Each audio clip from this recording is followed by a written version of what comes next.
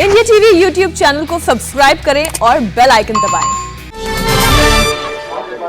तो ये सीधी तस्वीरें हम आपको दिखा रहे हैं प्रयागराज के बागेश्वरी मठ से, जहां पर महंत नरेंद्र गिरी की भू समाधि चल रही है। बिल्कुल आखिरी चरण में भू समाधि पहुंच चुकी है और आप देखिए जो एक बड़ा गड्ढा बनाया गया था उस गड्ढे को अब भरा जा रहा है और उसी गड्ढे के एक हिस्से में अलग से एक गड्ढा बनाया गया है और उस हिस्से में महंत का जो पार्थिव शरीर है वो रखा गया है। इसे पद्मासन कहते हैं। भू समाधि की भी अलग अलग प्रक्रियाएं हैं, अलग अलग तरीके हैं। यहाँ शिष्यों ने मुझे बताया कि ये पद्मासन कहलाता है और योग की मुद्रा में इस तरह से यहाँ पर उन्हें रखा गया है और इससे संबंधित जो प्रक्रियाएं हैं उन सारी प्रक्रियाओं को एक एक कर पूरा किया गया। मंत्रोच्चार किया गया, शंखनाद किया गया, पुष्प वर्षा की गई, चंदन, पुष्प, इत्र, दूध, हर वो चीज़ें की गई जो भू समाधि से जुड़ी होती हैं। और अब वो आखिरी क्षण, आखिरी लम्हा, और यहाँ पर आप देखिए जो शहर से जुड़े जो आम लोग हैं वो भी यहाँ पर काफ़ी संख्या में पहुँचे हैं। अलग अलग मठों से जुड़े, अलग अलग अखाड़ों से जुड़े जो श्रद्धालु हैं, जो आचार्य हैं, जो महामंडलेश्वर हैं, वो एक एक करके यहाँ पर पहुँचे हैं और हर कोई उन्हें श्रद्धांजलि अर्पित कर रहा है। ये इस आखिरी क्षण का गवाह हर कोई बनना चाहता है। हर किसी के मन में कई सवाल भी है, लेकिन उन सवालों के बीच ये आखिरी प्रक्रिया उनकी भू समाधि की चल रही है। और यहाँ पर आप देखिए जो गड्ढा बनाया गया था उस गड्ढे को अब भरा जा रहा है। जो गड्ढे से मिट्टी बाहर निकली उसको रखा जा रहा है और साथ ही साथ आम लोग इस बीच भी मिट्टी का एक छोटा हिस्सा श्रद्धा के तौर पर, प्रक्रिया के तौर पर, विधि विधान के एक हिस्से के तौर पर अर्पित कर रहे हैं। जो मालाएं हैं वो भी ऊपर से रख रहे हैं और आखिरी नमन करते हुए लोग आगे बढ़ रहे हैं। मैंने कुछ महिलाओं को भी थोड़ी देर पहले देखा था, वो रो रही थी, उनकी आंखों में आंसू थे। और यहाँ पर बलवीर वीर जो कि उनके उत्तराधिकारी हैं वो भी यहाँ पर मौजूद हैं।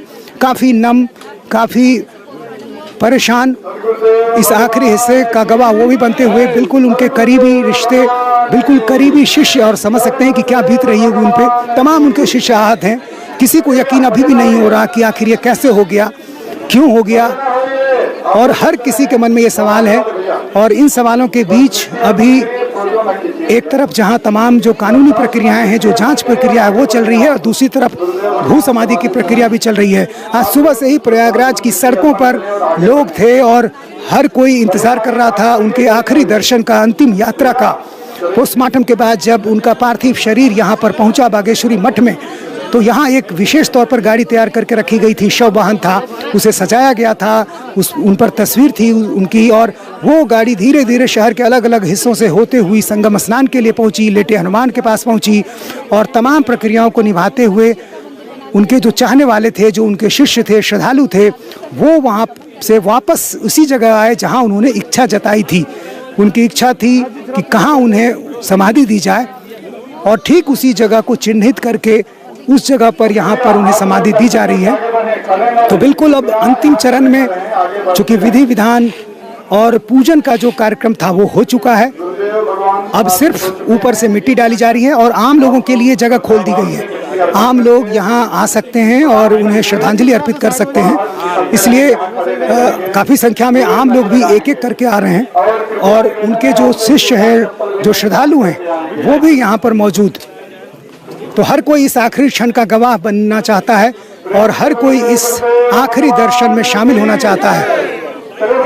अभी भी मंत्रोच्चार और महंत के प्रति श्रद्धा से जुड़ी हुई जो चीज़ें हैं उसका उच्चारण करते हुए यहाँ उनके श्रद्धालु, और यहाँ ये जानकारी भी दी जा रही है कि जो लोग श्रद्धांजलि अर्पित कर रहे हैं वो धीरे धीरे बाहर की तरफ बढ़े, चूँकि भीड़ बहुत ज़्यादा इकट्ठा हो जाएगी मठ के अंदर तो मुश्किलें खड़ी हो जाएंगी। और यही कारण है कि सुबह से ही आसपास की सड़कों को रोक दिया गया था, बंद कर दिया गया था, बैरिकेडिंग लगा दी गई थी, स्कूल तक बंद करने पड़े आज। और अब जब यहाँ पर अंतिम चरण में प्रक्रिया चल रही है तो एक एक करके लोग यहाँ पर पहुँच रहे हैं। और आप देखिए कुछ लोग कपड़े की गठरी में फूलों को लेकर आ रहे हैं, काफ़ी संख्या में फूलों की माला और फूलों का ढेर लेकर यहाँ पर लोग आ रहे हैं और उसी मिट्टी को नमन कर रहे हैं सिर झुकाकर, जिस मिट्टी में मिलने जा रहे हैं महंत नरेंद्र गिरी। उस मिट्टी को नमन करके, उस मिट्टी का स्पर्श करके लोग उन्हें श्रद्धांजलि दे रहे हैं, कह सकते हैं उनका आशीर्वाद भी ले रहे हैं। और ये देखिए यहाँ पर एक एक करके लोग आते हुए थोड़ी देर पहले इलाहाबाद के डीएम, कमिश्नर, तमाम लोग भी यहाँ पर पहुँचे थे और बड़ा करीबी रिश्ता था शहर के लोगों के साथ उनका। जिले के अधिकारी हों या आम लोग हों, शिष्य हों, श्रद्धालु हों, हर किसी से एक करीबी रिश्ता, और जिससे भी उनके बारे में पूछिए हर कोई उनके बारे में जानता है, समझता है। और यही कारण है कि हर कोई आहत है, हर किसी की आंखें नम हैं और हर कोई ये जानना चाहता है कि आखिर हुआ क्या, क्यों आत्महत्या की या हत्या हुई। यदि आत्महत्या थी तो जो लोग दोषी थे वो कब पकड़े जाएंगे, उनके खिलाफ कार्रवाई कब होगी, जांच कब होगी। एसआईटी ने उन लोगों से पूछताछ करनी शुरू कर दी है जिनका जिक्र सुसाइड नोट में किया गया है, लेकिन कई सारे सवाल ऐसे हैं जिनका जवाब अभी मिलना बाकी है।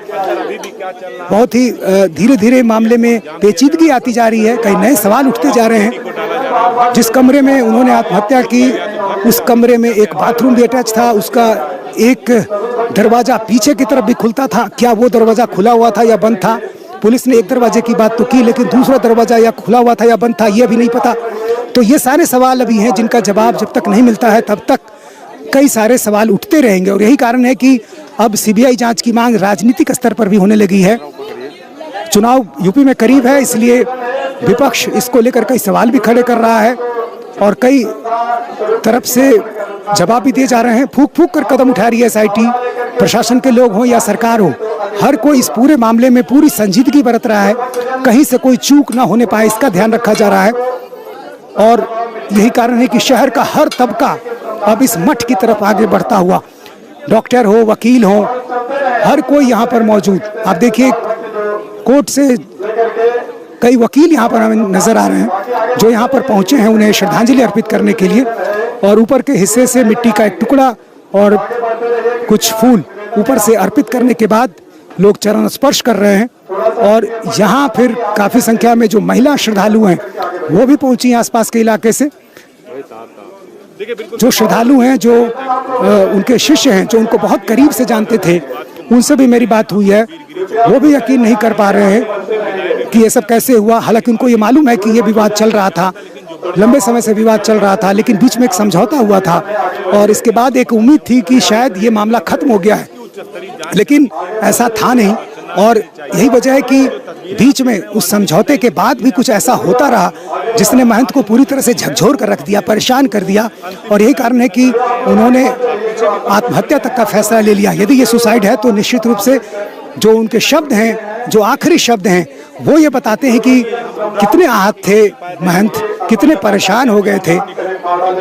और सार्वजनिक जीवन में रहने वाला आदमी, इतना लोकप्रिय आदमी जिस तरह से बदनामी को लेकर डरता है, जाहिर है वो ये डर उनके मन में भी था। तो जाहिर है ये प्रक्रिया अब लगभग आखिरी चरण में पहुंच गई। हम आपको सीधी तस्वीरें दिखाते रहेंगे। फिलहाल अभी एक ब्रेक लेते हैं और ब्रेक के बाद फिर हम आपको दिखाएंगे प्रयागराज के इस बागेश्वरी मठ से सीधी तस्वीरें।